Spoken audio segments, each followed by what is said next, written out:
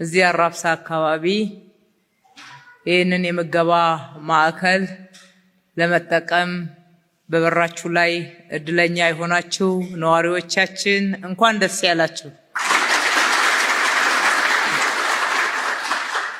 ይሄ ምገባ ማዕከል እዚህ መክፈት ያስፈለገበት ዋናው ምክንያት እንደምታውቁት ቀድሞ ከቂርቆስ አካባቢ የሸራተን ማስፋፊያ ሸራተን ሆቴል ሲገነባ በነበረው ልማት ተነሽነት 10-90 የሚባሉ ቤቶች ውስጥ የሚኖሩ እጅግ በጣም ዝቅተኛ ገቢ ያላቸውና ምንም ገቢ የሌላቸው ወገኖች የሚኖሩበት አካባቢ መሆናቸውን አይተን አንዱ መነሻ እሱ ነው። ሁለተኛ የካዛንቺስ ተነሺዎች እዚህ አካባቢ የገቡት በተለይም ቀድሞ ይህ ነው የሚባል ቋሚ ገቢ ያልነበራቸው በደባልነት በጥገኝነት ይኖሩ የነበሩ የከተማችን ነዋሪዎች ናቸውና ህጋዊ ቤት አልነበራችሁም ብለን እነሱን ሳናስተናግድ መተው ስለማንችል እዚህ ጋር ሰርተን ያስገባናቸው በርካታ ነዋሪዎች በመኖራቸው በዛ አጋጣሚ የኑሯቸው ሁኔታም ስለገባን ይሄ ምገባ በጣም እንደሚያስፈልግ ወስነን ነው እዚህ ሊገነባ የቻለው። ብዙ ዜጎቻችን በምገባ ማዕከላት ሲመገቡ ቆይተው በሂደት ደግሞ ቋሚ የስራ ዕድል እንዲያገኙ የምናደርግበትን መርሃ ግብር ነው። እስከዛ ድረስ ከከፈትናቸው 29 የምገባ ማዕከላት ውስጥ በሺዎች የሚቆጠሩ ዜጎችን በሂደት ወደ ስራ እያስገባን የራሳቸው ገቢ እንዲኖራቸው የማድረግ ስራም ጎን ለጎን እየሰራን ያለ ነው። እዚህም 30ኛው የምገባ ማዕከል ሲከፈትላችሁ በቋሚነት ሁሌ እዚህ ትመገባላችሁ ማለት አይደለም። የዛሬው ዋና ምግብ መሰረታዊ ፍላጎት ስለሆነ እሱ በብዙ እንደሚጎልባችሁ ስላየን እዚህ ጋር እየተመገባችሁ በቋሚነት ደግሞ ዛሬ በመጋቢ እናትነት እዚህ በማስተናገድ የስራ ዕድል ያገኛችኋላችሁ። በተከታታይ ደግሞ ሌሎች የስራ ዕድሎችን እንከፍትላችኋለን እንደየችሎታችሁ ስራ እንድትሰሩ። በቋሚነት እዚህ የሚመገቡት አረጋውያን፣ ጧሪ፣ ጠያቂ የሌላቸው በተለያየ ምክንያት ለማህበራዊ ችግር በአካል ጉዳትም በሌሎችም ምክንያቶች የተጋለጡ ወገኖቻችን የሁል ጊዜ ቋሚ ቤታቸው መመገቢያ ብቻ ሳይሆን መተው እዚህ ተገናኝተው የሚጨዋወቱበት አረፍ የሚሉበት ቋሚ የነሱ ቤት ነው ማለት ነው። ስለዚህ ለወገኖቻችን ይሄንን ስናቀርብ እኛ ከመመገብ ባሻገር ነው። መመገብ ብቻ ሳይሆን የስራ ዕድል መፍጠሪያም ለዜጎቻችን ለወገኖቻችን ያለንን ክብር ያለንን ፍቅር የምናሳይበት ነው።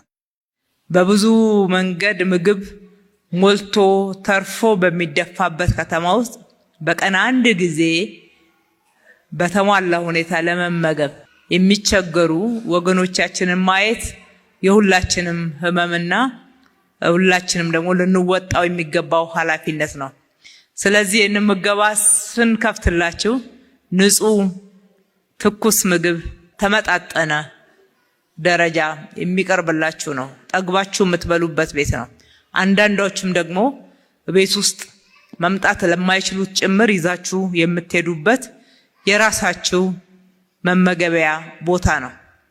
እሱ እንደተጠበቀ ሆኖ ለእናንተ እንደምንወዳችሁ እንደምናከብራችሁ ደግሞ ያለንን ሐሳብ ያለንን ትልቅ አክብሮት የገለጽንበት ነውና እንኳን ደስ ያላችሁ በድጋሚ ማለት እወዳለሁ።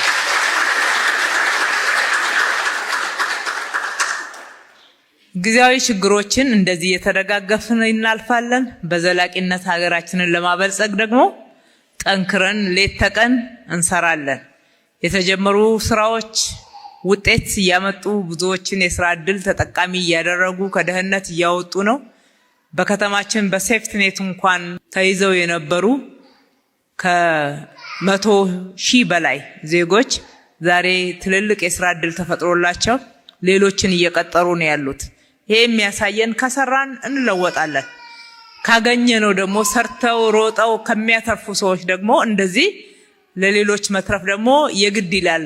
ማህበራዊ ኃላፊነትን መወጣት ይባላል። በሌላ በኩል ደግሞ ማህበራዊ ፍትህን የማንገስ ጉዳይ ነው ማለት ነው። ስለዚህ ሰርታችሁ አግኝታችሁ ይህንን ከኛ ጋራ የሰራችሁ ባለሀብቶች፣ መካከለኛ ገቢም እያላችሁ ከገበያችሁ ላይ ለወገኖቻችን ብላችሁ የቆረሳችሁ ከወገን ጋራ መኖር ከወገን ጋራ አብሮ ሆኖ እንደዚህ ያለውን መካፈል ማህበራዊ ኃላፊነትን መወጣት ነው። ማህበራዊ ኃላፊነትን መወጣትን በከተማችን በምሳሌነት እያደገ እየዳበረ መሄድ ያለበት ነው። በእነኚህ አይነት ተግባራት እያዳበር ነው እንሄዳለን።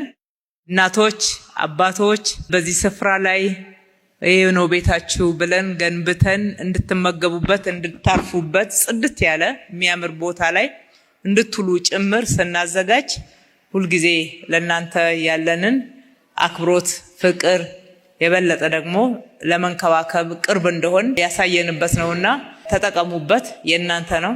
የምገባ ሰዓት ሲደርስ ብቻ ሳይሆን ከዛም በፊት መጣችሁ እዚህ ተገናኝታችሁ የተለያዩ ጉዳዮቻችሁን እየተወያያችሁ ደስ ብሏችሁ ብትቆዩበት ቤታችሁ ነው ማለት እወዳለሁ።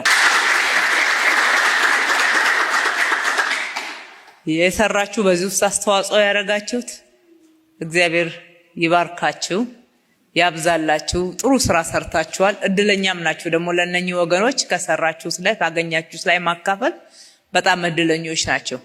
ክፍለ ከተማውም እነኚህ ነዋሪዎችን በማስተባበር አብራችሁ ሆናችሁ አስተባብራችሁ እንደዚህ አይነት ጽድት ያለ የሚያምር ሰፊ ስፍራ ለነኚህ ወገኖች ስላቀረባችሁ ላመሰግናችሁ እወዳለሁ።